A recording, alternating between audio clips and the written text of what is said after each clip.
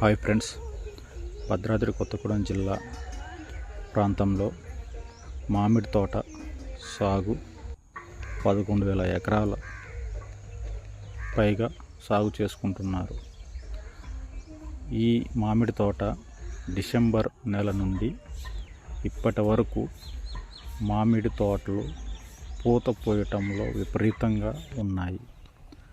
కానీ రైతులు ఇప్పుడు తగిన జాగ్రత్తలు తీసుకోకపోతే భారీ నష్టం జరుగుతూ ఉంది.